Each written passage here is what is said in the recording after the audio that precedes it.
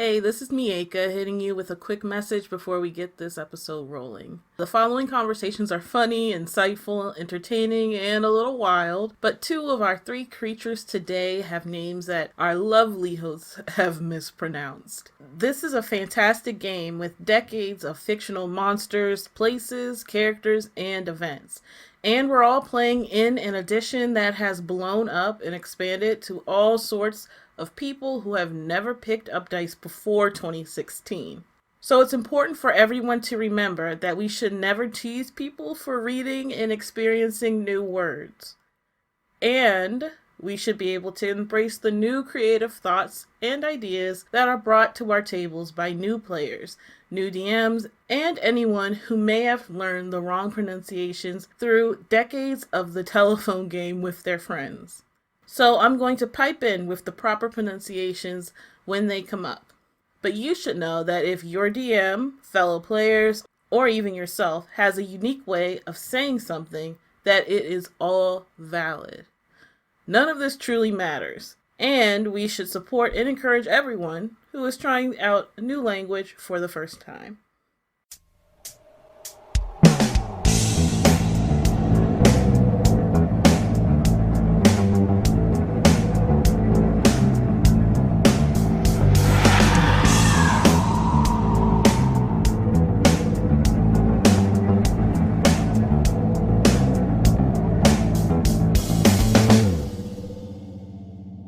Welcome to another episode of Bring Out Your Undead. I, Casey, have reanimated Megan and Ehlwyn so we can hunt... so we can haunt... We're gonna hunt. We're hunting today. We're hunting. Yeah. So we can haunt your speakers with our ghostly voices in this episode called When Poor Life Choices Become Afterlife Voices. This episode is going to focus on 3 classic D&D enemies who made bad decisions during their lifetimes and have returned as terrifying, malevolent undead. But before we get any further, I want to ask you, what is, in your opinion, the most terrifying creature from folklore, not including movies and TV? I feel like terrifying is the wrong word to use for us, to be honest with you. Yeah. Because I feel like we all of us read way too much smut. Right. Yes. Yeah. It takes a lot. So it takes a lot for something to be legitimately frightening and terrifying. 100%. Because there is a scientific thing, internet correct me if I'm wrong, but like fear and like love are very similar in brainwave. I think in chemistry, like the endorphins that get released are similar in like attraction. I mean, just like passion and hatred are very close similar. together. Yeah. I believe it. I would absolutely believe we're making that facts with all of our wonderful non-existent doctorates. Yes.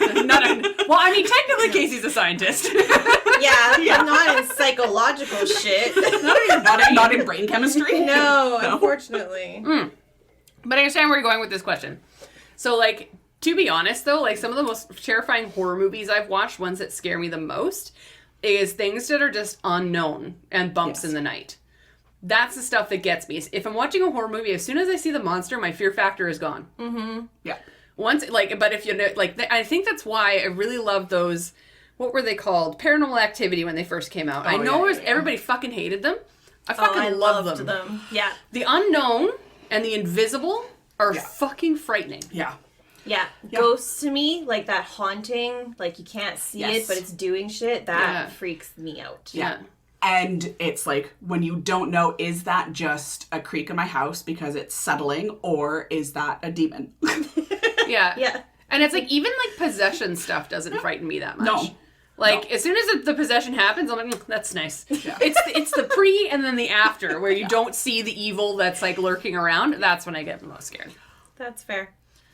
Yeah, I honestly struggled to think of folklore not including movies and TV because all my terrors are from, like, I get nightmares from watching shows because it's scary. The night is dark and full of terrors. Yeah. Yeah. I have gone down very dark paths of like the Appalachian trails, like the Appalachian Mountains and things like that, and like Wendigos and skinwalkers and things like that. That shit freaks me out. Yeah, man. I 100% believe all of those people that say that there are skinwalkers out there in those forests. I ain't fucking with them. Yeah, we call it skinwalker every once in a while in our lifetime. I'm not fucking with them.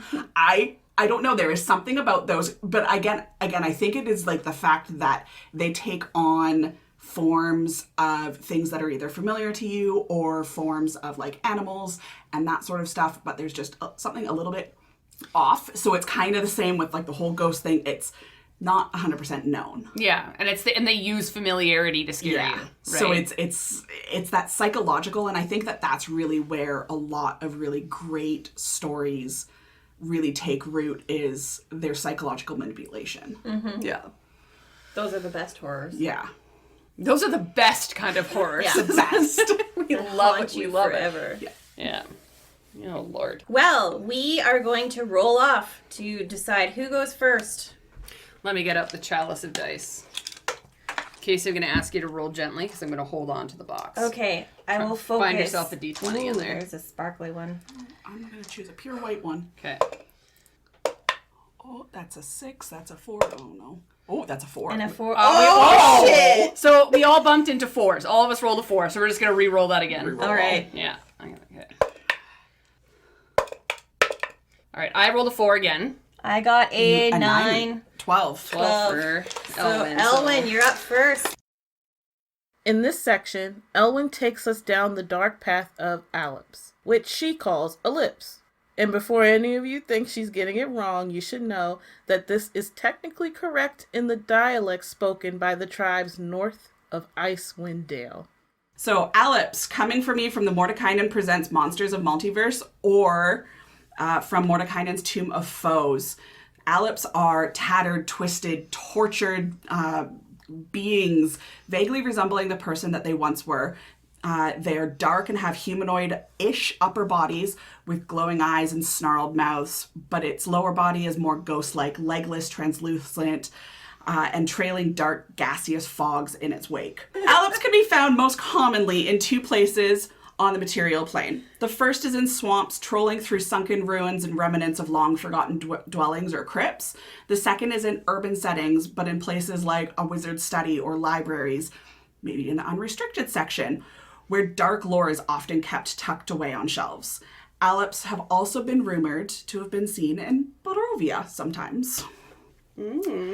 It is also said that Allips are created when a person uncovers a secret that is too big, too powerful, or too all-knowing for its physical body to contain.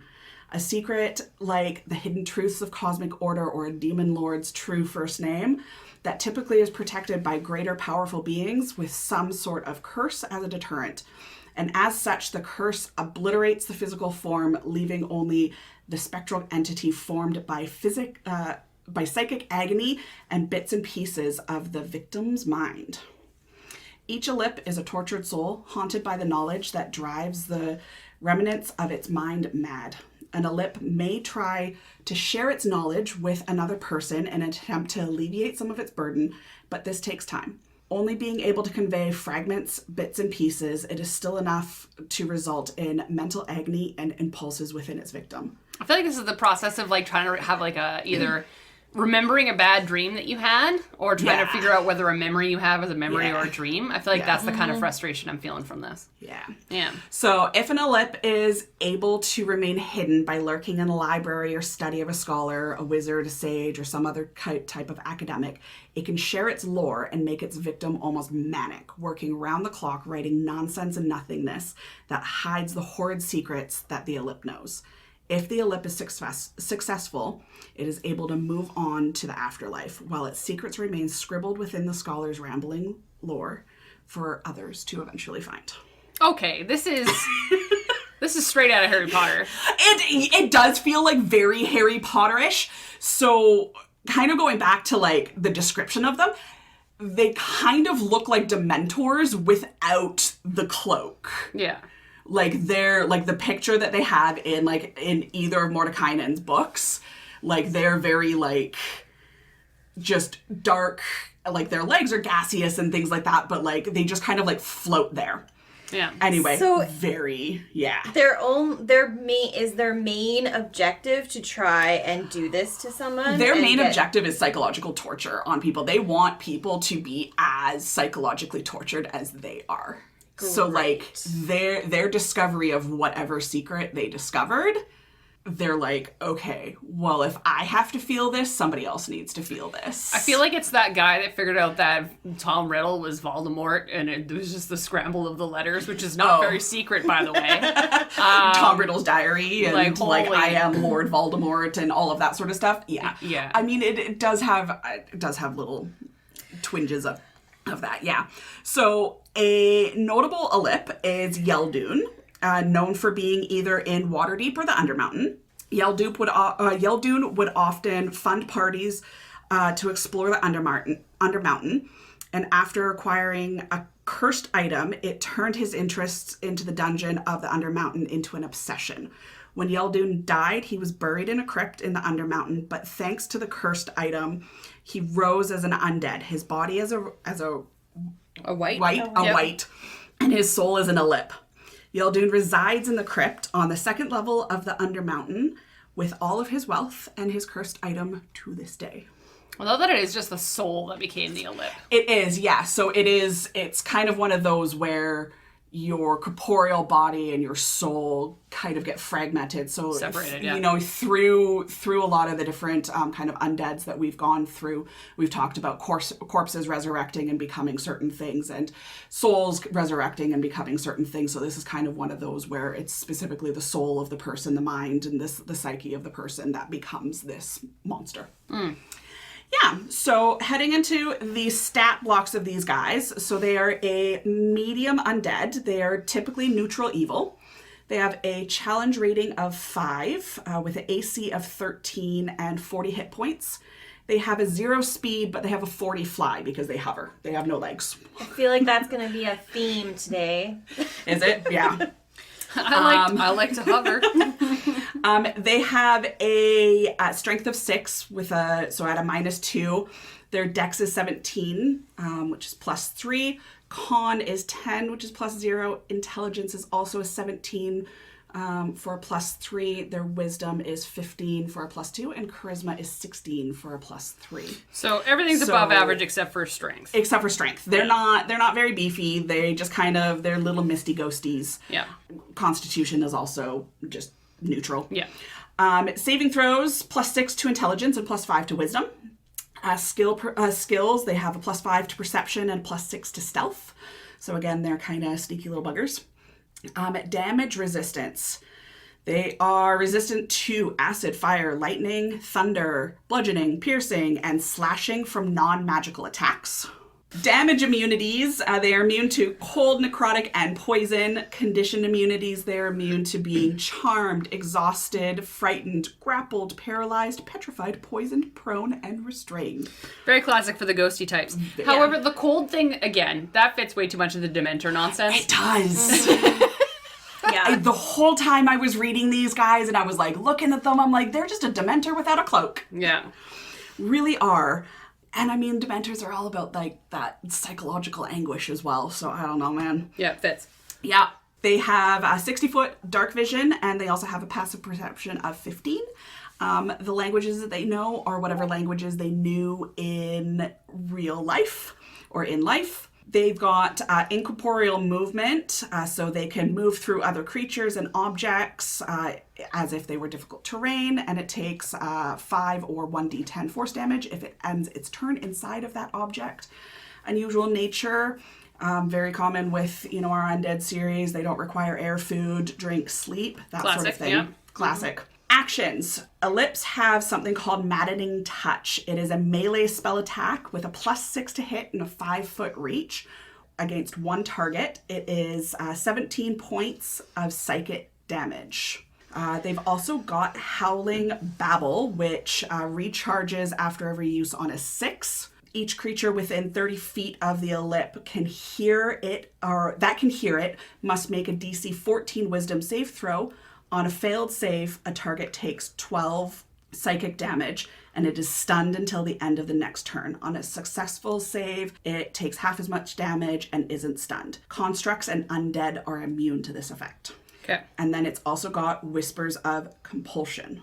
The Allip chooses up to 3 creatures it can see within 60 feet of it. Each target must succeed on a DC 14 Wisdom save throw or take 12 psychic damage and must use its reaction to make a melee weapon attack against one creature of the Allip's choice that the Allip can see. Constructs and undead are immune to this effect. Up to 3. Up to 3. Mm-hmm. Up to 3. So it can just really fuck you up. Yeah, and with a wisdom save would be hard to make for any kind of like melee structured character. Any, like a barbarian making a wisdom save. Well, even a paladin is charisma or a paladin, based. yeah. Like it's like a lot of our magic users nowadays are charisma based, not necessarily wisdom. It's like only your wizards and shit. Yeah. Nowadays, which I think is again key because Harry Potter. Mm-hmm. But then again, people will argue that Harry Potter are sorcerers, not wizards, because they're born with magic, not learned. Correct. But, you know, I mean, there's internet, you can argue about that on a later date, but that's, anyways. I just went Harry Potter themed with this I just feel like you're a wizard, Harry, flows off the tongue better than you're a sorcerer. You're a sorcerer. You're a saucy sorcerer. Yeah. This is true. All right, let's roll some dice to talk more. Let me get How are we going to use these? Let me get the chalice here. All right, I'm going that's sparkly again. a D12. Oh, I got an 18. Oh, 19. boy. Ooh, 19. Okay, Ehlwyn 19, Megan 18, me I'm at like 13. a 13. Yeah. Okay, fine. Put the chalice away. All right, so first we're going to go into role playing. So this can be touching on quests, plot hooks, adventures, some sort of role playing tips for DMs. How would you do this? So with this guy, the thing that kind of stuck with me was when they were talking about, you know, like some sort of like scholar or like wizard's library or something like that. And I kind of keep thinking back to you sometimes when you have an adventuring party, you sometimes, especially when you're in a long campaign and things like that, you have like a home base. And if you got a wizard in your party, they're going to be setting up some sort of library and things like that. And usually when it comes to like home bases and things like that, you sometimes inherit like an abandoned house within a village that you keep coming back to and that sort of thing. And for me, I always, like when I was going through this, I'm like, wouldn't it be sick if there was an Allip that was just in, like that was in that library that the wizard set up that was in your party. And every time you kind of like go back to that house and you kind of have downtime, that Allip is like triggering that, like whispering to that wizard and like slowly starting to drive that wizard mad in your party. And you have like a specific reason you have to go get some info and you there. have, And so it's like, ugh. So you're like continuously going back home, back to your home base, or like you just keep circling back to that place. And that wizard just like slowly starts to go mad. And I feel like that would be a really fun kind of side play to have with your wizard character in your party as a DM. You're having those kind of side conversations and you're like, you know, this is what's happening, and like you're slowly deteriorating and nobody else from the rest of the party knows what's going on. Mm-hmm. They just slowly see their wizard going mad. Yeah. And it always happens at home. Yeah, and it could be a thing where like as soon as you move a certain distance away, you even like you don't even remember it happened, but like the damage sustains, but you don't even know what happened. Yeah. This is just your classic Wizard's Tower, don't go to the West Wing. 100%. Like, and that's how I feel. That's really what it is. But I think that for like a role-playing tip in my mind, if I was to be a DM and I wanted one of these, is I would definitely introduce a sanity mechanic. Yeah. Like you have to with this one. Absolutely. All of its abilities have to do with psychological damage. And like their whole thing is making people feel the psyche. So if you wanted to introduce your characters' backstories and have some of their tortured backstories come to life, because let's be real, every fucking D&D player makes a character with a tortured background. I have never experienced a happy D&D backstory. I have made one. One in my life did I make a happy backstory. I made a happy backstory, and then my DM psychologically tortured my character. I love that. I love it when that happens. But that would be my thing. Is like, yeah, I would definitely, if I was a DM, I would introduce some kind of a sanity check when these kinds of things happen, not just the regular save. Especially if you fail, to start taking away like your sanity, depending on like, and every DM does sanity checks differently depending on what role-playing game you kind of like take that homebrew rule from. Yeah. But I think you could add in the visuals of like this person, like this ghost that you see takes on the form of your most hated person, or like your worst nightmare, or your worst enemy, or what have you, right? Or the flip side, it is your grandmother that passed away. Yeah. Anyways, Casey, role-playing ideas from you. Okay, well, I agree on all of that, and I actually, because I had used Candlekeep in a few different sessions with the campaign with my family. Yeah. And so obviously it's full of books. So I thought about potentially somebody hiding some sort of powerful thing in Candlekeep, and one of the like known sages was just doing their thing in Candlekeep, and it popped off. Yeah. And they become like one of these, and they're roaming Candlekeep, and like the other old dudes just don't know what to do. Yeah, like they find a book within the library, open it up, and there's like a note from someone's lover, and that's the main secret that causes the Allip to be created. Yeah. Conjured, and so right? it's just like it's completely by accident, but then this beloved sage or mage or whatever you want it to be is now becomes this. And so like maybe you enlist a party to come try and figure out what happened, or enlist a party to like destroy it, even though it's like, oh my god, this is our like beloved person. But that could be a fun way to add it in, building off of another like campaign book. Yeah, very much. Bring another book in. Yeah, very sure. Yeah. Love it. Yeah, all right. Moving on to exploration, like environmental interactions or body horror with this thing, and any sort of unique abilities that you might want to play out. Ehlwyn, what do you think? I mean, I'm always kind of about that narrative of like, what is it doing? And really kind of painting that picture and kind of pulling off of the Dementor, because I definitely had that thought when going through this. And it always being cold and things like that.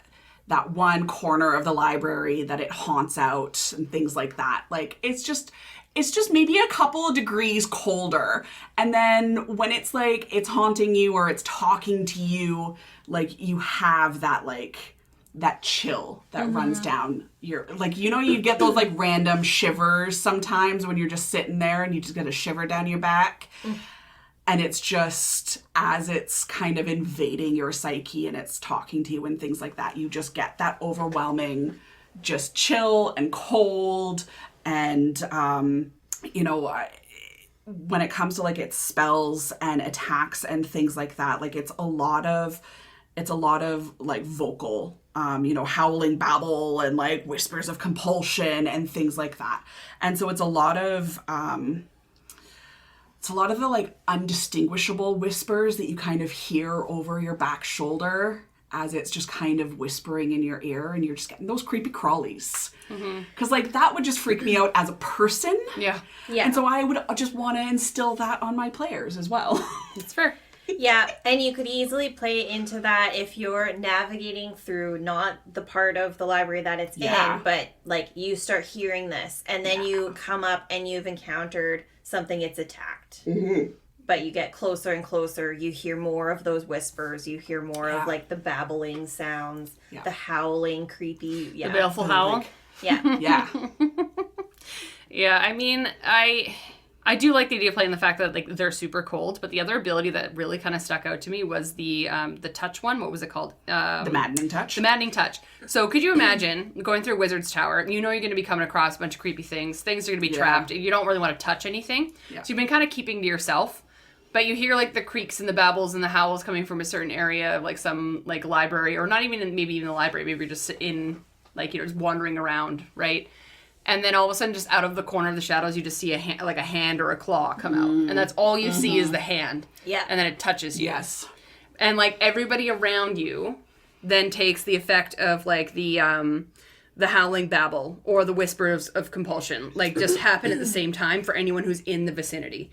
But the person who gets touched takes the maddening touch like immediately. Yeah. And then everyone else around, like it pops up everything at once. Yeah.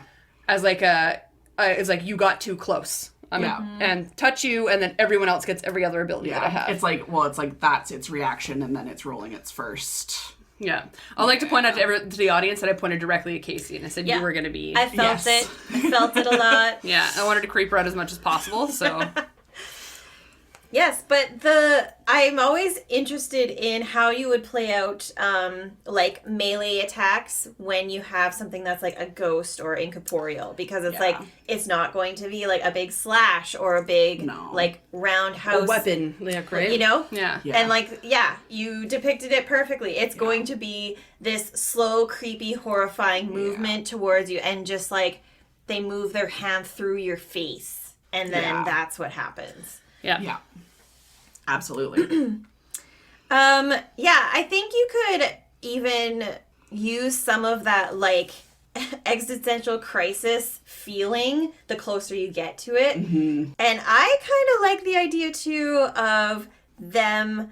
The babbling is, you can't understand what they're saying, but the closer you get, you can actually discern what they're talking about, and it's something that you actually have to find out, or it triggers like a side thing. Like they mention a name, or one of the players knows, and then you realize that they are in this scenario because they found out a secret about like something to do with one of the players and the players' families. Mm-hmm. And so then it takes like a double take where it's like, wait, hold on, like what are they saying? And then you have to decide whether somebody does accept to like be attacked by this thing and see if you can resurrect them after. Like I'll take one for the team. I don't know. That sparked in my mind. Love it. The body horror is pretty cool on it too. Like you could just like really play that out for when you actually see it. Like at first you see the hand, and then they like move out of the shadows. Like it would be really crazy. And like their faces are like twisted in anguish and horror, and so for that to just like come out of the shadows ever so slowly to be revealed, really good dramatic entrance. We love a good dramatic entrance. we do yeah. And here on this podcast and in life, we love a dramatic entrance. Flourish and allure for sure. Yeah, and so I guess we kind of touched on combat, about how to really play into the maddening touch and the sounds around those. Do you have anything to add on combat? No, I think we also kind of touched on like, tactics, or like how does it hunt and things like that. Like it's gonna lurk and it's gonna wait. It's gonna play. It doesn't necessarily leave to go find something. It kind of waits for things to come to it. It's like a trapdoor spider. It lives its life. Like it's living its own life, right? It is, but I mean, like it kind of wants peace, so it is still trying to kind of move on to the afterlife. Yeah. But it knows. I don't even know if it knows. It might know that it's got to play the long game. Like it knows that it's got to drive that wizard mad to be able to kind of pass on its secrets and that sort of stuff. So it is going to be playing the long game. Yeah. So if you are going to build this into a campaign and things like that, you could do it where it is something. It is a sage or a mage that has turned into this and you've had to figure it out, or you could play the long game of like someone in your party is going to slowly start turning mad. Yeah, because they found a book that's because they found a book, or like it's just kind of haunting, or like they're always going to, one of the like the temple's libraries or something along those lines. Ooh, what if they actually interact and make a deal with like, look, I'll free you if you let me read this whole book, because you need certain pieces out of it. Yeah. And then and that your necromancy fucking wizard is gonna read that goddamn book. Yeah. Looking right at you, Casey. Yeah. Always. Why is it always me? Yes, 100%. And then all along the way, you're figuring out a way to survive or not be cursed, the next cursed one. Yeah. And totally fuck them over. Yeah. You're like, yes, you're going to be free. Just let me read this. Yeah. All right, we can move on to the next one. Now I forget who was next. Was it me or you? It was you. I re-rolled a 4. So, okay, got it. We are about to hear from Casey, who will use the Celtic pronunciation of the word Banshee. Some elves would call them Near Adenith. we are going to move into the monster manual and talk about the Banshee. So, at first glance, the Banshee is what you hope to encounter if you seek out the source of faint cries in the distant dark of night. You'll find them in forested areas, and they look like beautiful, luminous female elves in spirit form. Having long white hair that flows all around their face, and a once regal white gown that has turned to rags and swirls around their body. You likely want to go up to them and interact with them and try to help them even. Hard pass. But then, the closer you get, you'll see the rotted, sunken flesh around the bone and red-rimmed eyes, and notice that it is, in fact, an incorporeal ghost. It's kind of like when you wake up in the morning after your drunk stupor is done, you're like, ah! Or it's like, and I've seen it on TikTok. It's like women go to the club and they like do their makeup and they do their hair. Yeah, and then all of a sudden lights turn on. Or like half of the evening, go to the bathroom, you catch a glimpse of yourself in the mirror, and you're like, oh, Jesus Christ! No, no, this is not what I thought. my face looks like it's melting. Yeah, maybe that. Every girl can relate. Yeah, you're welcome. So you will quickly find out that these are spiteful creatures. They are undead remnants of elves who use their beauty to corrupt and control others, receiving the Banshee's curse. They are fucking miserable. This divine wrath causes them to feel no gladness. In fact, they feel duress in the presence of the living, becoming more and more decayed and rotted in body and mind. So, outside of 5e, the Banshee is actually connected to Irish lore. It is very well known. It is known as the woman of the fairy mound, and referring to mounds of earth or stone over top of graves that are found in Irish countryside. And they are also known as the female spirit who heralds the death of a family member, usually haunting an area by screaming, shrieking, and wailing mournful Irish laments, also known as keening. She's always described with long hair that is white or possibly red, and those red-rimmed eyes are due to her constantly weeping. So depending on the region, a Banshee has a large height variance from unnaturally tall, but more commonly as very short, and that she can assume different female forms, sometimes young and sometimes very old. Banshees are limited to only 5 miles from where they were cursed and began their transformation into a Banshee. They remember everything about their life, but still refuse to accept that they are the cause of their demise. You know what? I relate. Yeah. Live in denial. Live in denial. Not my fault. No, I will die on that hill. Literally. Literally. I will die and I will shriek on this Literally on that fairy mound. Yeah. In fact, they are beauty hoarders. They are attracted to fine jewelry, art, and statues. And should they catch a glimpse of their own horrific appearance in like the reflection of something or in a mirror, they can be set into a rage. So they're a club girl. This is mid to late stage of the club. This is me on a Saturday morning at 4 a.m. Where is my McDonald's? Where's my McDonald's? Where'd my jewelry go? And dear God, what is that? Someone take off my shoes. Thank you. So let's get into some stats and abilities for the Banshee. As usual with undead, they have undead nature where they don't require air, food, drink, or sleep. These are medium undead, and they are chaotic evil. Their wispy robes bode no armor, landing them at an AC of only 12 and an average hit points of 58. They have a walking speed of 0 because they fly or hover for a speed of 40 feet, which is 10 feet faster than any typical player characters. Yeah. Same as the Allip. Their highest stat is charisma at a +3 modifier, and all other stats are above or average or above average, except for strength. We're seeing a trend here too.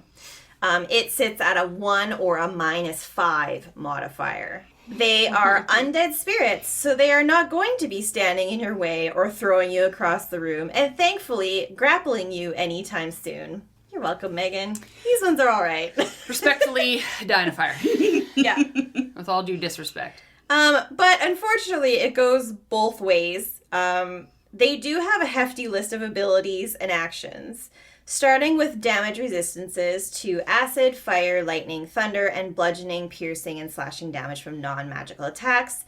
This is a trend too. They have immunity to cold, necrotic, and poison, and are also immune to the conditions of charmed, exhaustion, frightened, grappled, paralyzed, petrified, poisoned, prone, and restrained. So you're not going to be able to do much melee or interaction with them either. Yeah. Ghosts, am I right? Yeah. So that will certainly annoy your fighters and your barbarians as they waste a few rounds learning what actually works to hit them or like at least damage them in some way. Fair enough. In addition, they have dark vision of 60 feet, but a passive perception of only 10. It knows Common and Elvish, and that brings it to a CR of 4, which is a little bit lower than the Allip. They are able to magically sense the direction of living creatures that are not undead or constructs within that 5-mile radius they are bound to. The Banshee can move through other creatures and objects like difficult terrain with incorporeal movement. However, it will take that 1d10 force damage if it ends its turn inside the object. Classic. As actions, it does have that melee spell attack with Corrupting Touch. This can deal 3d6 plus 2 necrotic damage on a hit. But if you're using this undead, the other 2 abilities are much more fun than this one. You know, it's like, yeah, this is that Corrupting Touch, that like caress on the face. But then we have Horrifying Visage. Any non-undead creature within 60 feet that can see her must make a DC 13 Wisdom saving throw or be frightened for 1 minute. You can repeat the save at the end of each of your turns to end the frightened effect. But it's at disadvantage if the Banshee is within line of sight. So you almost will need, like I guess, being frightened, you can't move closer. You can only move away. Like, if you just sit there frightened and you keep staring at it in line of sight, you are going to be rolling with disadvantage forever. So it'll be interesting when the player actually learns that piece. Yeah. And if you succeed on ending it or something else causes it to end, you are immune to that for 24 hours. The next ability is Wail. So once per day, while not in sunlight, the Banshee releases a mournful wail. Any creature aside from undead and constructs within 30 feet must make a DC 13 con save. On a fail, the creature drops to 0 hit points. On a success, it takes 3d6 psychic damage. That is rough. That's, yeah. So lastly, there is a variation of the Banshee in the Icewind Dale book when you find yourself in an elven tomb. This is the Lonely Wood Banshee, a female elf warrior who was banished for being evil and selfish. Fair. Women, am I right? She haunts Lonelywood as the only Banshee to encounter, and if she is destroyed, she reforms in 24 hours within the forest. She is unable to escape her curse for eternity.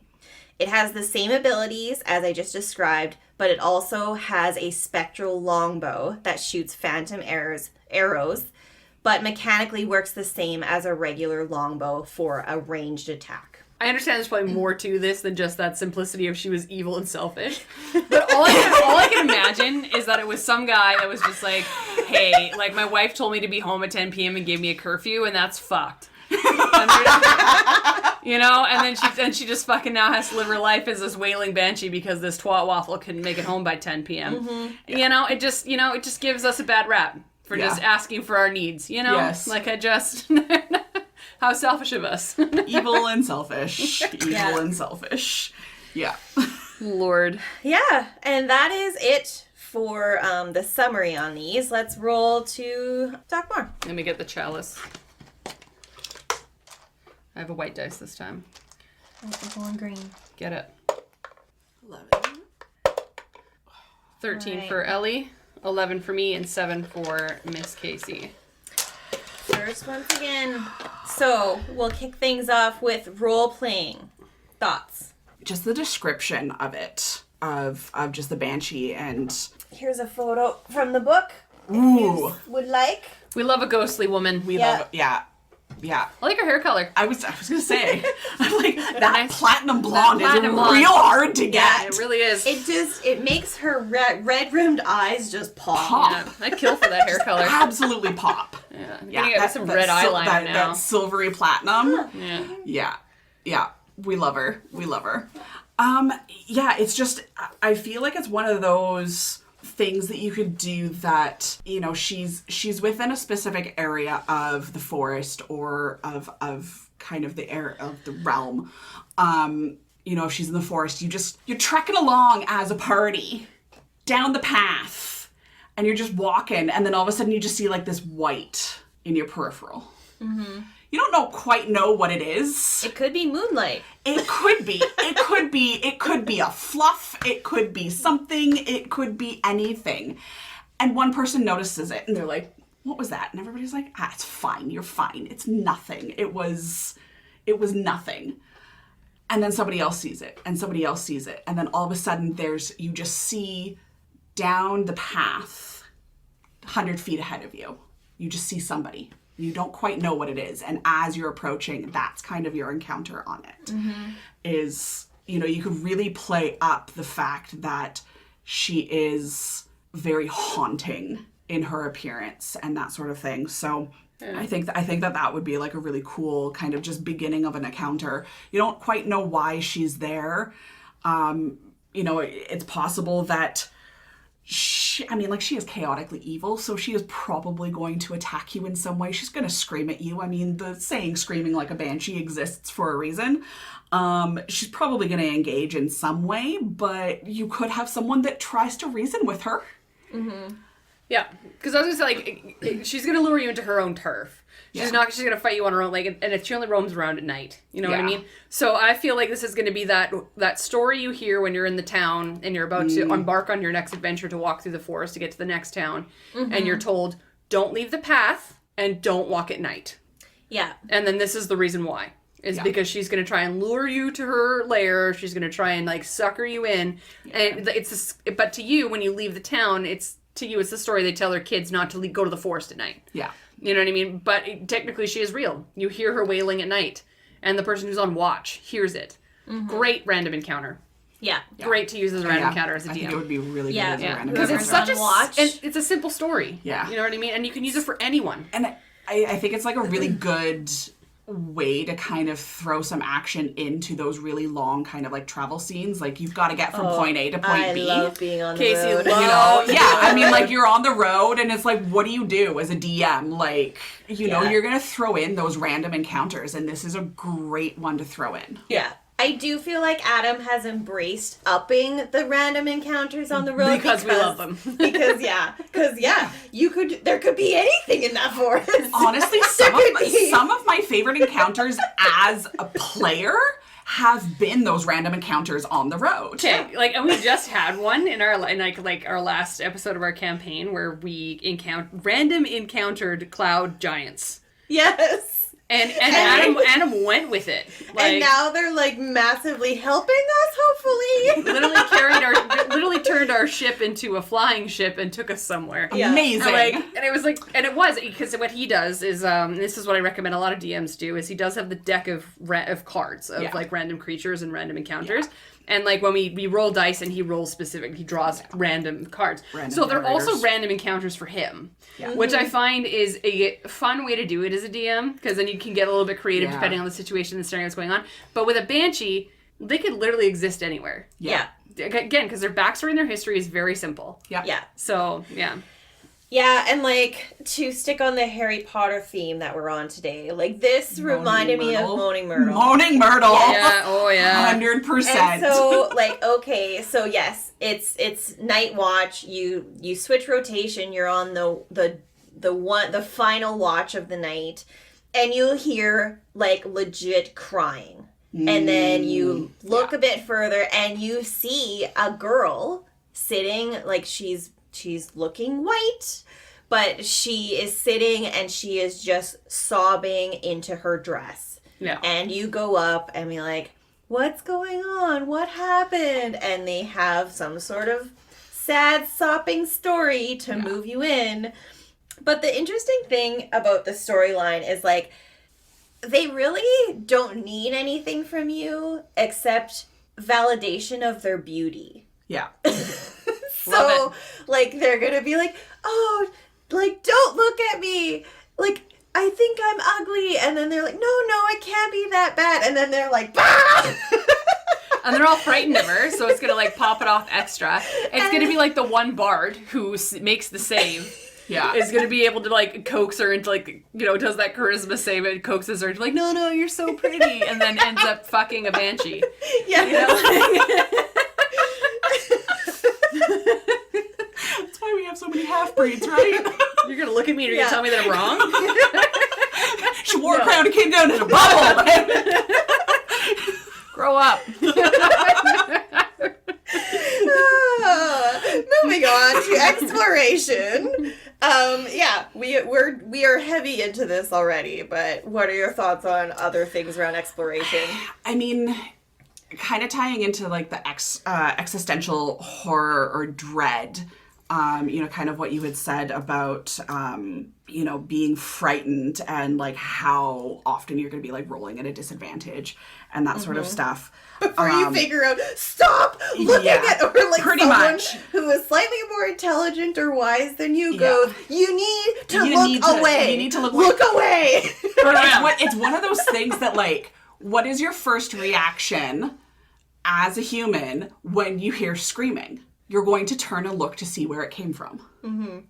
And then all of a sudden you're caught in this, like, horrific visage of, you know, staring at this unhumanly beautiful but also tragic thing that's in front of you. And you're like, what do we do? And then you just have, like, you know, all the adrenaline just pumps through your body and you get, like, you know, when you feel like you've had, like, a bucket of ice water poured over your head and you're just fight or flight. Mm-hmm. Yeah. And I think you could really play that up. Very much so. I like knowing that you're probably, at some point, someone's going to want to hunt one of these, you know? Yeah. And, like, not only hunt it, but, like, maybe it is connected to their sad backstory, that it's, like, their mom or their grandmother that they want to release and free from, like, their, you know, detrimental dread of, you know, being evil and selfish for wanting their husband home at 10 p.m. But then you're told, like, we know where she lives, we know where she exists. She only comes out at night. There is a clearing in the middle of the forest. If you wait there, she will show up. Yeah. Mm-hmm. And so, like, that would be an interesting, like, you go out there in the daytime, obviously, your team spends the day setting up traps for this. Mm-hmm. But she's a ghost. Yeah. Right? She can move through them. So it's kind of like, I feel like those who don't research them appropriately, it's going to be kind of like a calamitous and funny thing to deal with. They try and, like, set up a snare trap, but she doesn't have feet, so how could she walk over it? But I also feel like she'd be facetiously funny and, like, pretend that she stepped in it. Oh, no. Save me! Oh my gosh. So. Absolutely. But yeah, I would definitely like, because again, their backstory is very simple, so you can throw it into anything. And the hunting one would be, I think, a really fun little, like, one shot to do. Mm-hmm. Yeah. I like to, like, you could throw in as well, like, those mounds that they generally are around. You could throw that in to see if your players pick up on it. You open up to a clearing, and there's all these mounds that are unmarked because it was a mass grave after a war. And so they've created these mounds and she resides in there. I also like, it just occurred to me too, this is maybe sliding into combat a little bit, but the horrifying visage when, like, people see her and then are horrified and actually do get frightened. For the first time, yeah. I feel like she would also, you could roleplay her to continue moving closer to those people. It's like, what do you mean? Why do you don't like how I look? And so, like, totally continually closing the gap towards. Yes. Because normally it's like, haha, you can't get close to me. But I feel like she will then come up to try and use that corrupting touch and being like, no, love me. Because she also wants that validation. Yes. Oh, and so she's going to be moving along. Yeah. This poor girl just wants to be loved. Yeah. You know? Yeah. Someone just tell her she's pretty. That's all I need. Yeah. Yeah. So in combat, like, yes, like you mentioned, Megan, hunting it or tactics around trying to do that. Yeah. And I feel like, there's going to be paths that she specifically traverses. Yep. Right? She's going to have a route. It's not like your every day she's a Groundhog Day character.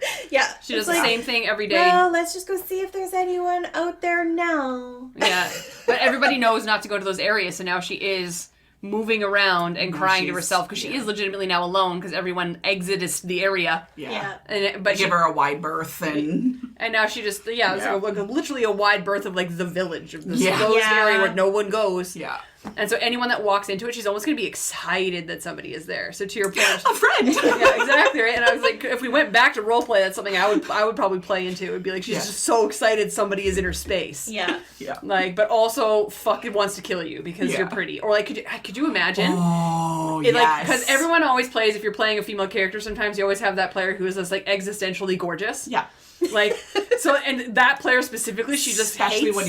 when you're playing an elf. Yeah, and like, so there's going to be a vendetta. There's going to be that jealousy of like, you are an elf like I was, and you are beautiful like I was. Yeah, and I'm gonna take your husband. I'm gonna make everybody love me and hate you. Oh my gosh. Yeah. Ehlwyn, what do you think? Anything to add? No, I mean, I think we really did kind of cover combat as far as like, you know, this being a surprise encounter and that sort of stuff. I don't really feel like there's going to be a lot to loot, unless I was thinking it's like jewelry and things like that. Like that she carried. Like there's either like a specific item or she's the one. Pardon me. All of like her victims, like she will loot her victims of like those like happy shiny little things, and she's got like a little like raven's like just kind must of get the shiny.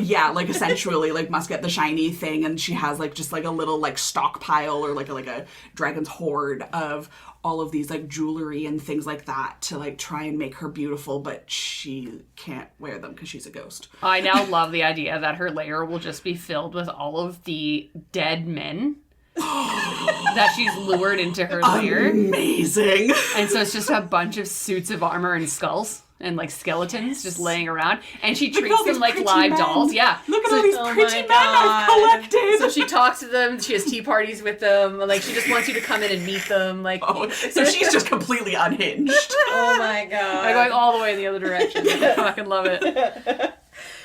Well, and I think we do have to maybe touch slightly more on the whale. I am surprised a bit that this is once per day, but I feel like this. So it specifically says in the book that if they catch a glimpse of their appearance, it can send them into a rage. Right. So I kind of want to tie that into potentially this whale, where like it finally, like their deniability on how ugly they are comes to like head. It's like, shit, I am ugly. And this just like, they're like, no, they smash the mirror or try to smash the mirror. And they go into like a wailing rage. And they let out this wail. And this is what causes this, this con save. Because this is different from the Allip in that it's a wisdom save and con save. But there is psychic damage that goes on as well. But on a fail, a creature dropping to 0 is big. Mm-hmm. That's huge. Yeah. Like, that makes me think it should be, like comparable to the Allip in CR. Because, I was going to say, especially for something that's a CR of 4. Yeah, like, but it's huge. only once per day. Once per day. Yeah. That's what shifts it. Yeah. But that can also, like, so imagine you've got some of your players running away frightened, and then it catches in the shield of your paladin. That's what I was thinking is like... It catches a glimpse. The shiny helmet of your fighter, like and something. Then it freaks the fuck out and does its wail, and then 2 more of your players drop to 0 HP. Like, this could easily become a quite intense, problematic scenario, because you might have 1 or no people left to do anything about it, and now you're just going around with people trying to roll the saves to try and do something. Yeah. We fought Banshees once, and it almost killed us. Yeah, it went really bad. Yeah, but really bad. Because it was a pirate campaign, and we were on a boat, and there was Banshees in the water. And it was sirens. Was it sirens? It was sirens that I'm thinking of. I was going to say, sirens are usually in the water. Similar. I feel like we fought something like a Banshee when we were just outside. We were on the road just outside of Barovia, and we had to stop at a cabin. That makes And it was mists, and it was this cabin, and we were protecting the people in the cabin, and these creatures, these incorporeal creatures came out, and they wrecked us. Yeah, ruined. Yeah. So, yeah, don't think, because they only have really, two, 3 abilities. It seems like they're basic, but they could definitely, the tables could turn. They could ruin your day. Quickly. Yeah. All right, let's move on. Megan, what do you got? Megan is going to teach us all about Bodaks, which she calls Bodaks. This is apparently the ancient Netherese pronunciation that has been lost to time. Speaking of ruining your day, I'm going to talk about the Bodak. Bodak. Which, when I say it, actually makes me immediately think of the Babadook, which I don't know if you guys have seen that horror film. If you've never seen that horror film, please do. It's actually really well done. It's very good. But bear with me. In simple terms, these are the undead remains of the worshippers of Orcus, who we have talked about in previous episodes, but for those who don't remember, Orcus is the demon prince of death, also known as the Bloodlord. And by followers, I mean his creations. Orcus created the original group of Bodaks? I'm going to say it different every time. But I want to say it Bodaks, so that I don't say buttocks by accident. Orcus created the original group of Bodaks, but by carving his symbol into their chest, which then absorbs their body, mind, and spirit, where they now roam the plains specifically to spread death and destruction in the name of Orcus. So they're not kind beings. To this day, they can be created in this way by carving the symbol into their chest. But the first group were specifically called the Hierophants of Annihilation. So there's actually a group of them that were the OGs. They probably hate everything that came after them. Oh, 100%. And they're lesser than. We were first! Yeah, we're the best. More can be created by the Bodaks themselves. In fact, each one can create more by turning a recently dead creature, just by looking at them. A few fun things to note for RP purposes is, first, they do technically have all free will, but they do live in servitude to Orcus, so they know what they're doing. Yeah. This isn't a psychological spell they're under or what have you. This is we are in servitude to Orcus, we believe in what we're doing, but they have free will to do what they want with that knowledge. Second, Orcus can recall all the things a Bodak hears or sees, and if he wants to, can even speak through them. Third, they have some recollection of their previous life. In fact, their own personal side quest is to rid the realm of their allies and enemies to remove any connection they have to the living planes. Interesting. So that's what I mean by they have free will, is they have this weird little side goal of I don't want any connection or lively connection to this realm. So they are actually, if they see an ally or a friend that they once had, they will kill that person. Yeah. Oh, God. Okay. I must say... The trauma. I will stop and say now that they don't look like their previous selves. So when you look at the imagery in the book, they kind of do look like the Dementor, but they do have legs and arms. And the face is an elongated mouth that kind of looks like, that Scream painting where he's holding his hands and holding his face in his hands and screaming. Yeah. That's what they look like. Okay. But they have the long fingernails like undead should. Yeah. And they have the really, really creepy toe claws. Okay. They're little goblins, basically. Yeah. But with long cloak. Okay. But with legs. So they walk. They don't hover, unlike Yells. Oh. Yeah.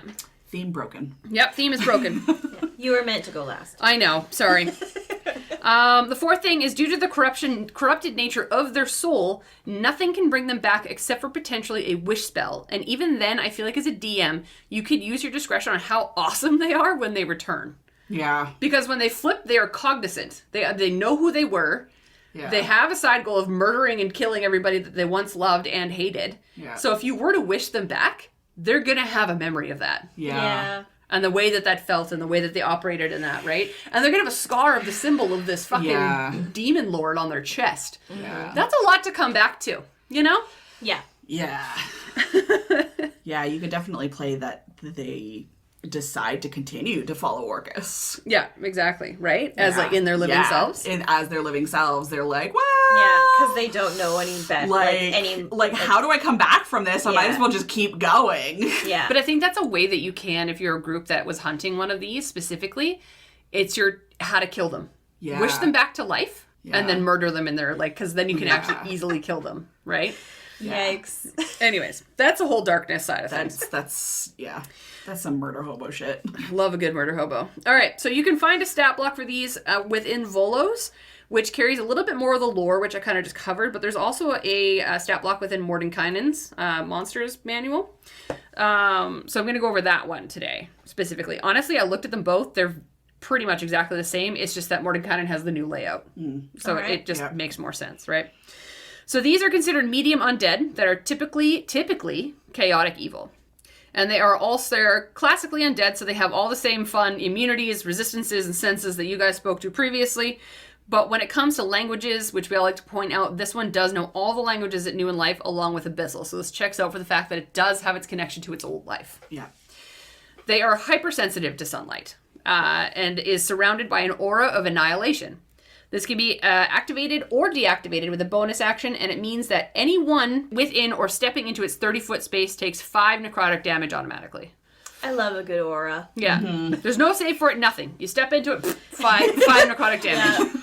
It's like, but it can be turned off and turned on based on what's going on. At its own personal will. But yeah, bonus action, it can do that. Yeah. So, right, so it could just like wait till it's surrounded and then just be like, boop! Yeah, you do an extra 5 damage for you.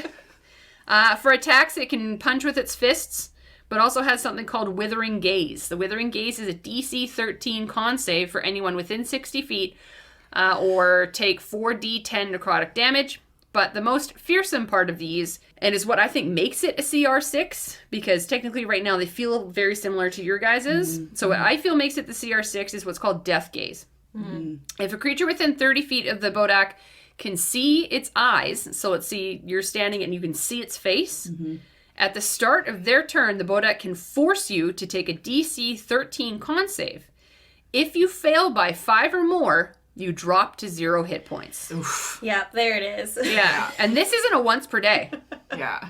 Oh, this is anytime. So anytime. Let me go on. Well, however, sorry, to add to that, unless you're immune to the frightened condition, if you're immune to being frightened, which some paladins of light are, they do take only 3d10 psychic damage. So, but they aren't, dropped at risk, what have you. Die.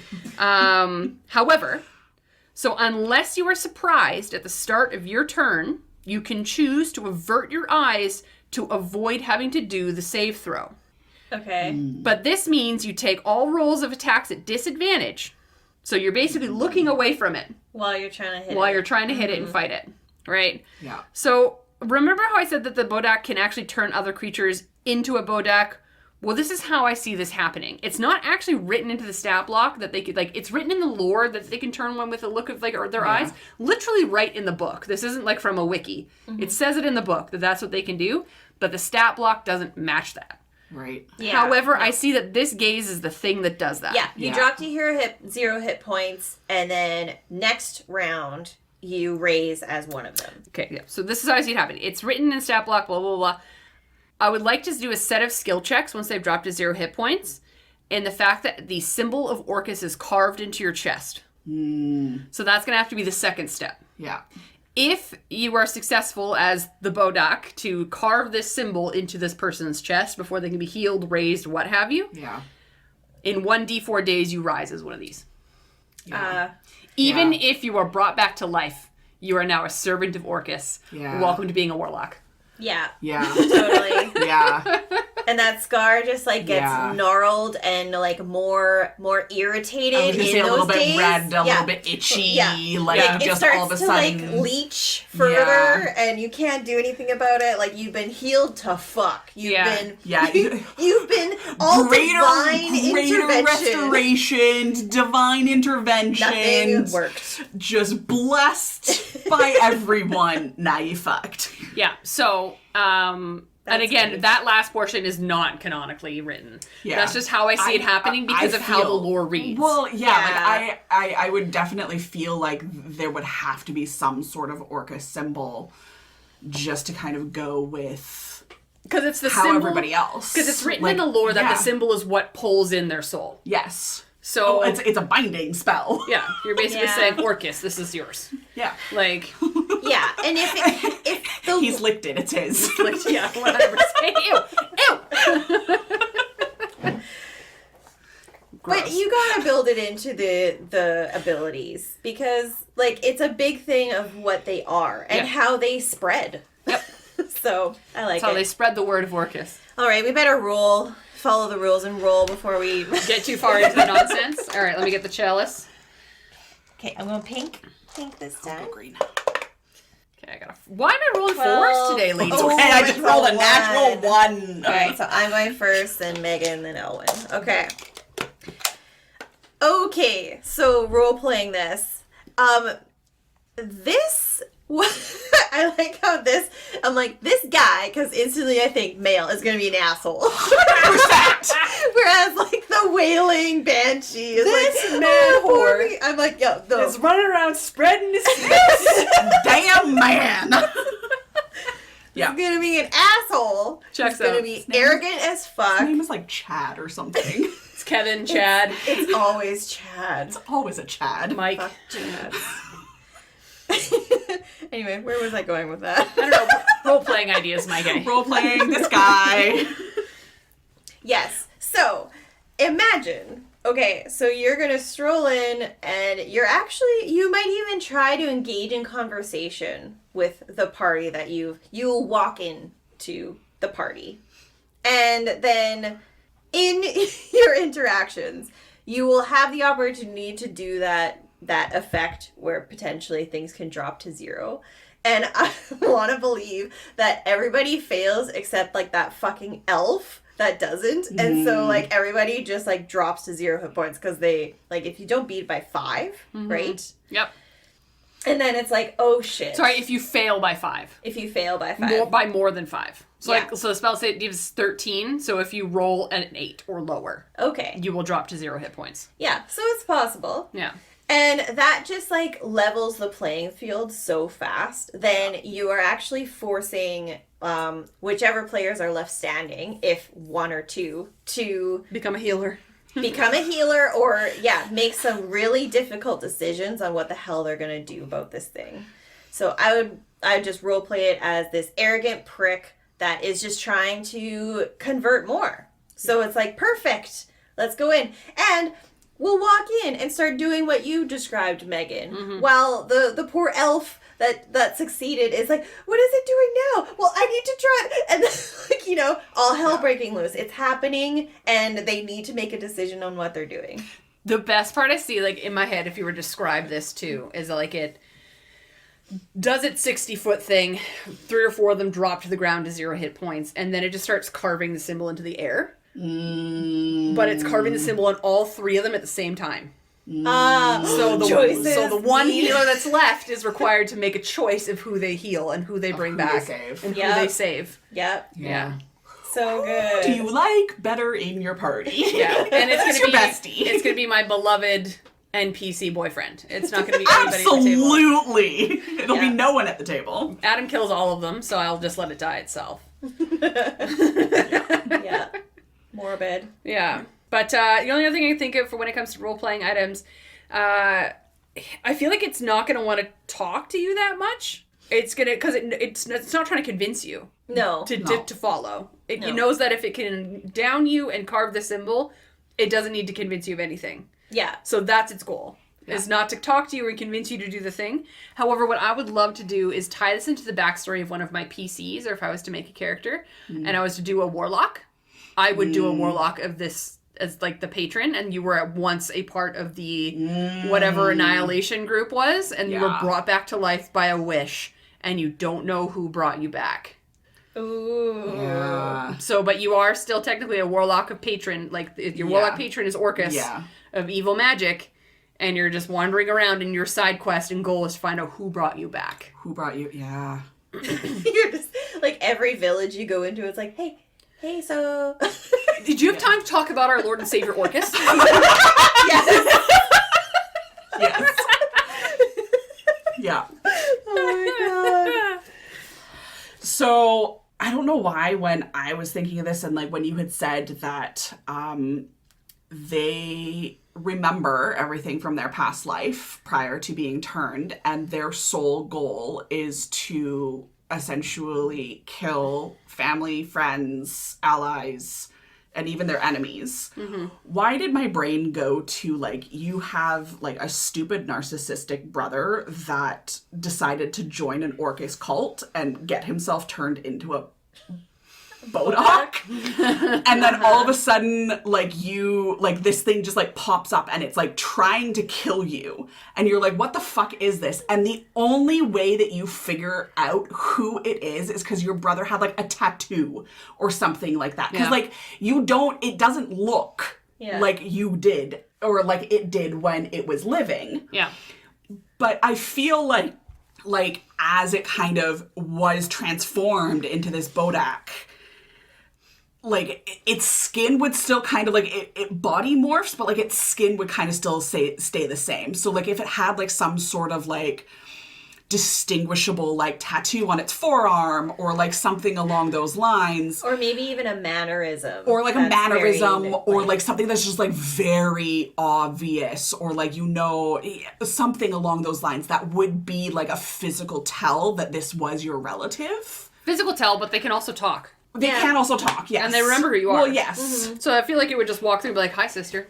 But, like, do you believe it? No. Is the thing. So the other clues will take you there. That's the other clue is, like, it could walk up and be like, what's up? My name is Ashley and I'm your sister. And calls you by your nickname, your childhood nickname that no one else would know. Exactly, Hello, buttface. The drama. Yeah. The trauma. Yeah. The drama. The drama. Yeah. Yeah, so, like, that was kind of where my brain went, I was like, those damn siblings. Stupid siblings. So I thought, okay, moving on to exploration. Throw down. Like, my brain, when it's talked about, like, etching into the skin, I immediately thought of Game of Thrones, where they, like, the sparrow etched on the foreheads. Yep. So I want to believe that there's, like, non-Bodak cultists that just want to be part of the club. They just want to be cool. And so, like, you see people with, like, these fucked up things carved in, like, the wrong spots, like on their forehead or on their, like, forearm and not on their chest. And they're just, like they're avid followers. Yeah. And you're just like, what the hell is going on? Got a fan club. And so, yeah. Yeah. So you have to figure out what the hell they're following. And then you think, okay, I'm going to go, like, into the forest and find this realm of these, it's like teenagers dressed in black. Hanging out. The emo kid crew in the corner. Emo kid crew. Yes. And then you show up and it's like a horde of actual Bodaks, and it's like, oh shit, this is what they're trying to do. Yeah. That's where my exploration. Yeah. Megan? So one thing that I mentioned but kind of like breezed past was that they're hypersensitive to sunlight. Yeah. So they will only travel and traverse in the nighttime. In nighttime or like in like dark forests and... Yeah, because like so when you're super like your hypersensitivity to sunlight is you immediately take 5 radiant damage if you start a turn in sunlight. Yeah. And then while in sunlight, you have disadvantage on attacks and ability checks. So it's like immediately you take damage and you are constantly taking damage. It's not just a disadvantage thing. Mm-hmm. So they're going to be hyper aware that they aren't going to be outside. It's not even a risk they're willing to take. Yeah. Right? So if you're going to come across one, you know you're going to be hunting it at night. Yeah. Or it's going to come to you and find you in the middle of the night. Hunting it at night, it's going to be in a crypt, it's going to be in caverns, it's going to be, in the Underdark. In the Underdark. Yeah. It's, under mountain. It's going to be, in those, it'll be in like some sort of like dwarven mine. Yeah.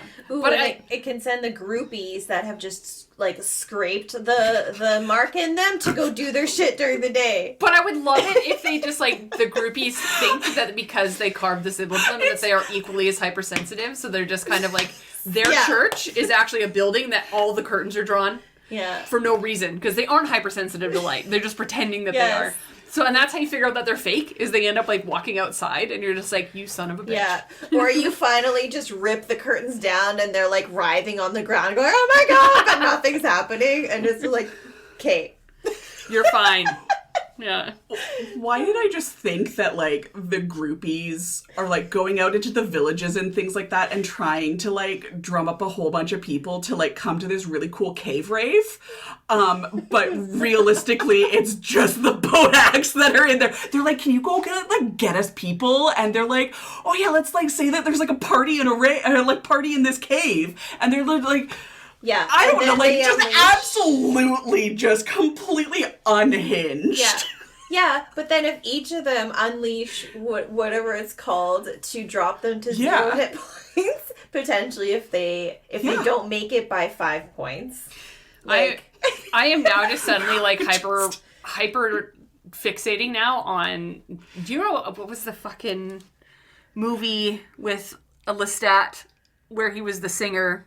Queen of the Damned. Queen of the Damned. Yeah. Where there's one that is actually a legitimate follower of Orcus. Yes. And just uses the minions to draw other people in for him to just feed off of. Yeah.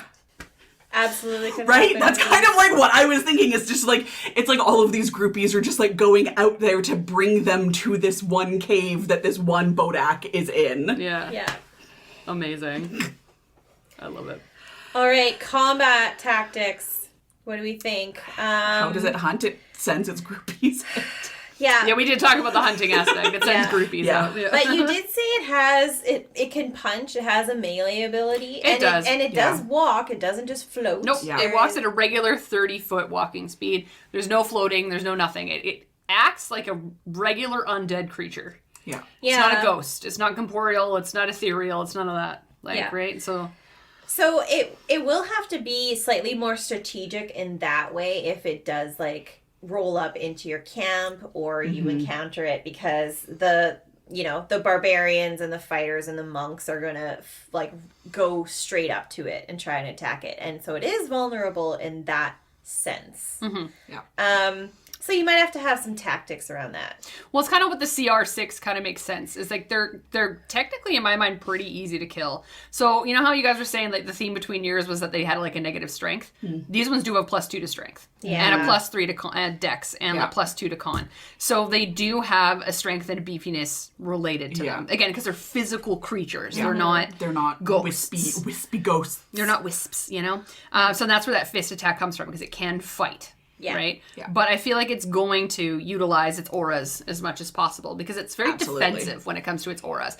I feel like its fists are a last-ditch effort if you make it through its defenses. Yeah, agreed. Yeah. But I think it will taunt you. It's an asshole. Yeah, so absolutely. it's gonna taunt you. It's like, come at me, bro, type thing. Oh, I hate that so much. Just come at me in my 60-foot bubble. Yeah. Yeah. And then it's gonna see you take the damage and then keep coming, and it's like, oh shit. Oh, you did make it. Okay, and then it's gonna have to like oh my god, do some melee attacking. In the opposite sense of how like the Banshee would scream for attention for being beautiful, the fact that its death gaze requires you to be able to see its eyes, it's constantly screaming at you just to look at it. It's like, look at me! Yeah. Look at me. Yeah. Oh, which is also terrifying. Yeah. That is. Yeah. I feel like we covered a lot. I mean, like what you had said about like the when it quote unquote like dies, if it gets brought back through wish, like is it actually going to revert back to how it was as a human, or is it going to become a groupie of Orcus at this point, or a warlock or something along those lines? I mean, like I feel like this is so open-ended in how you would want to take it that you could fit this into how your campaign's narrative is going. Like, do you want this to eventually come back? Do you want this to be a one-shot? Do you want this to, just be an entire arc. I can imagine that if it was the sibling of a character, then you'd be like, oh crap, well, let me bring him back. I'm going to wish him back. Yeah. And you go through the process of wishing him back, and when he comes back, he is, like, again, depressed, because he's just like, you took me away from the one thing that gave me life. Yeah. Like, and then he's even more mad and more enraged and more angry, and will now spend the rest of his life seeking magic to get back to where he was. Yeah, no, so say you wish a Bodak back to its original human form. Is Orcus able to change it back again? Or is it able to get changed back into a Bodak again? I'm gonna, like, weirdly enough, if I was a DM, I'd retcon it that no, you can't. Yeah, that's what I feel like as well. One time only. Yeah, it's like a one time only type thing. That's what I feel like as well. Just to pile on that psychological torture. Yeah. Oh, and then it could just seek higher power because of the rejection, and it can become your long game big bad evil guy. Yeah. It comes back, you forget about it. The player's like, yeah, I fucked that up. My brother's gone. Yeah, I'll just have to live with that. Yeah. And then, 2 years into the campaign, guess who you're fighting? Yeah. Come back for revenge. You forgot your sibling existed. It's been great. Yeah. How wonderful for you. Yeah. All right. So now we've talked all about those lovely, beautiful beings. On a scale of 1 to 10 bad decisions, how would you rank these creatures as a part of the undead landscape in D&D 5th edition? Starting with the Allip. So I feel like with the Allip, it didn't knowingly come across this secret. No. Not necessarily. Like, usually it was in a library and it was reading through a tome and it read the wrong thing. Like, it was in the wrong part of the of the restricted section, and like shit happened and it was like, oh fuck. So I feel like it's not really ranked high on like the whole like bad decision. Now, you could play it that if it was actively going out to look for that secret, you're stupid. But then again, it doesn't change its abilities. So if you're looking at it as it stands. Yeah. Like, I agree. I would give it like a 3 from a scale of like 1 to just this is an annoying wisp I have to deal with at some point in my life. 2. Yeah. It's a 2 on a bad decision because it's like a... Just poor decisions were made. Yeah. Yeah. What about you, Casey? If I wanted to play up the, long game torture of potentially an NPC in the background or a player character, like, You're a big bad slowly evil being guy. corrupted, I'd raise it to a 4. Okay. Yeah. All right. Okay. All right. Acceptable. For the Banshee, I would start on a scale of 1 to 10 of most relatable, 10 out of 10. Yeah. Yeah. Just tell me I'm pretty and give me a snack. All we want in life. All I want. Why is it so hard? Women are not complicated, men. Just tell us we're pretty and give us a snack. Let us haunt the forests and tell us we're gorgeous. Let me live my bog hag dreams. I don't understand why. This is such a problem. Also, they're frightening. Yeah. The fact that they do have the ability that they can drop you to 0 hit points does scare me. Yeah. Yeah. Yeah.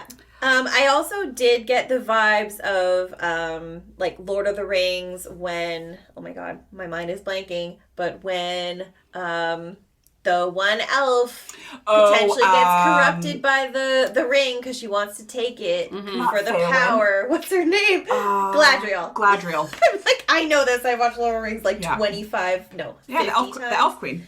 Yeah.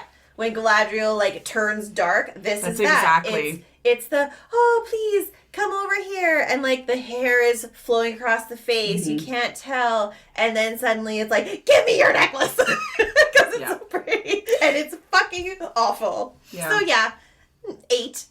Yeah. I like that about you.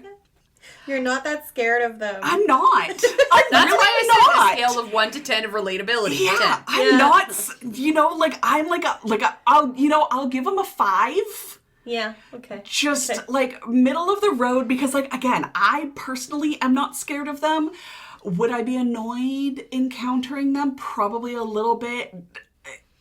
Do I want to hear him scream? No. No, but if you kept moving along, you would leave them behind. Like, I know, I feel like if you just ignored her, she'd go away. Yeah, and like here's the thing though, banshees are very common in D&D and other role-playing games. Yeah. Banshees are just known. So this is the one monster that the Dan at the table is going to be like, I know what that is, we're not doing that. But then the DM can be like, roll for history in or Arcana to know what it actually is, because your character might not know that. Yeah, if you're metagaming. Yeah. Yeah, I mean, I feel like Banshees are so well known just in life. Yeah. I am one, so. Yeah. Feel my wrath. So the Bodak. Why do I feel less threatened by it than the Banshee? Because I feel like they're threatening if they come at you in a group. Yeah. Because here's the thing. Yes, its abilities are not that scary, but here's the thing. So the Banshee, with its drop to 0 hit points ability, once per day. Yeah. This one can do it. It's a gaze thing. It can look at you. So here's the thing. If you have 4 or 5 of these in a room with you, you're going to look at one of them. Yeah. So you might gaze away from one of them, but there's going to be another one standing right there. Yeah, that is where the bad decisions goes to, like... Yeah. And if we are considering these as to be very cultisty, there's going to be a group of them. I know. I was going to say 8 because I was like, it's never good. It's never a good decision to join a cult, guys. It's true. It's true. Yeah. From a scale of 1 to 10, don't join a cult, 10 out of 10.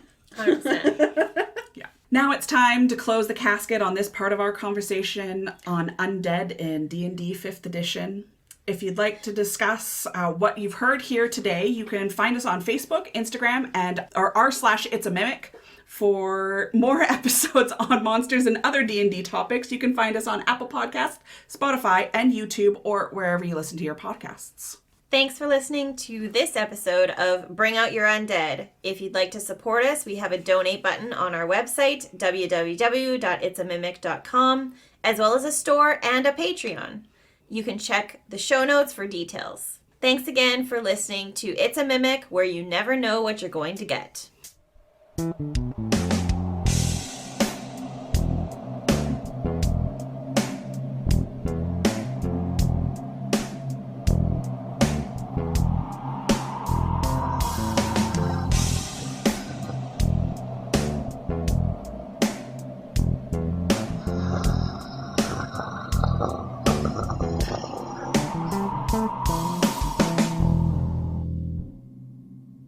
Should we do never mind. Should we do a what? Should we do a scale of fuckability? Oh. Marry, kill, fuck? Fuck, marry, kill. Okay. I'm a fuck a Banshee. You know what? Yeah. I'm a... Yeah, okay, so I'd marry the Banshee. I would kill the Allip? No, I'd fuck the Allip. You'd fuck the Allip? Love me a knowledgeable king. See, I was gonna marry the Allip. And then just kill the Bodak, because I can't get over the fact that it's like your narcissistic sibling. Yeah, we're just kill. Yeah, we're all. Yeah, I can agree. We're all killing the Bodak now that we have that narrative in our mind. Yeah. And how can you not fuck a Banshee? Right? I'm glad we're all in agreement.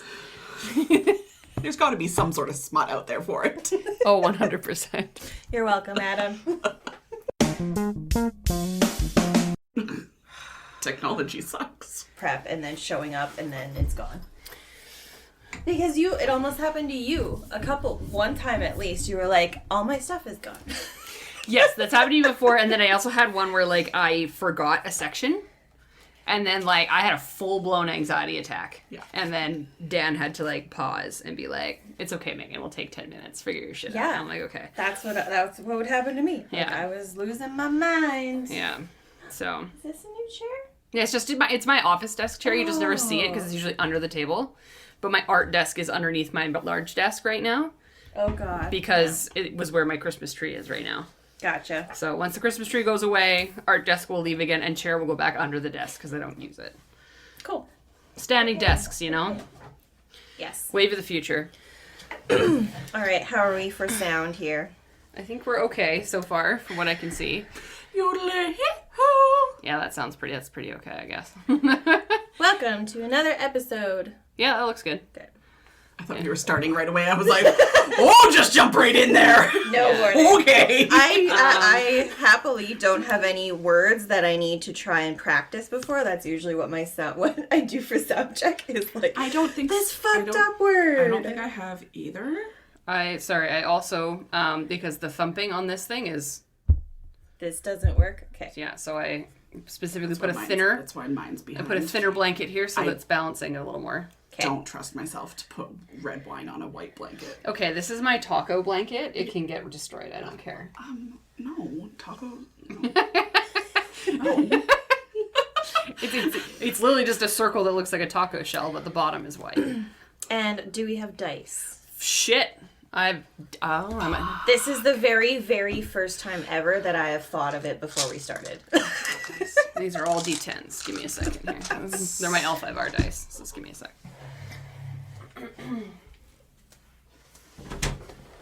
No, Momo. You can't make everyone happy. You're not a taco. No, he is not a taco. No. I just realized as well that I did not take my allergy meds. Oh, no. So, good thing we're only doing one tonight. Mm-hmm. What are you talking about? I did not take my allergy stuff because I just totally forgot. It's been a while. Would you like one? I have some. I should be fine because we only have one. Okay. So, you know. Right. Well, if you are feeling some type of way, you just let me know. Okay. I do have them in my house because people are allergic to cats, and I have allergy medication. My cat is a fluffy cat.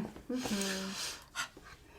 Fluffy cat, fluffy cat. You know what I love about doing the Undead podcast? There's no fucking cold open that we have to figure out. I didn't even know what a cold open was till I started doing the regular podcast. And then I got caught out. And I was like, did you do your cold open? I'm like, the what now? You're like, what the fuck is a cold open? Now I'm hyper aware on those. And yes, I am grateful. Giant series in this one. Nope. It's a great change of pace. Great change of pace. Are you ready? Yep. So we're going to talk about Allips. I have a feeling that Adam might budge in and say that I'm pronouncing that wrong. I mean, it's either Allip or Allip. And I was going to say Allip. Allip. But it's two L's. Yeah. Allip. I'm going to go with Allip. Allip works for me. Yeah. Mm-hmm. So we've got Allips. They're outlined in Mordekainen Presents The Monsters of Multiverse. Allips are tattered, twisted, tortured. They vaguely resemble the person that they once were. They are dark and have humanoid upper bodies with glowing eyes and a snarled mouth, but its lower body is more like ghost-like. Legless, translucent, ethereal. They're trailing in Sorry, dark... say that word again. Ethereal? Ethereal? Ethereal. Ethereal? Ethereal? Ethereal? Never in my life did I think I would correct somebody on their pronunciation of something. Ethereal? Ethereal. I've always said ethereal. You know what? That sounds like my grandmother's name, but that's fine. Ethereal. Now we know. Okay. Let's try this all over again. You're doing fine. No, okay. I'm just here to correct you and tell you you're wrong. Take two. Oh, sorry. I really needed to sneeze, but it's not happening. I waited too long. I held it. You need to stop whispering when you say things. I didn't think I was whispering. That was it. I will make sure that I'm loud. And how can you not fuck a banshee?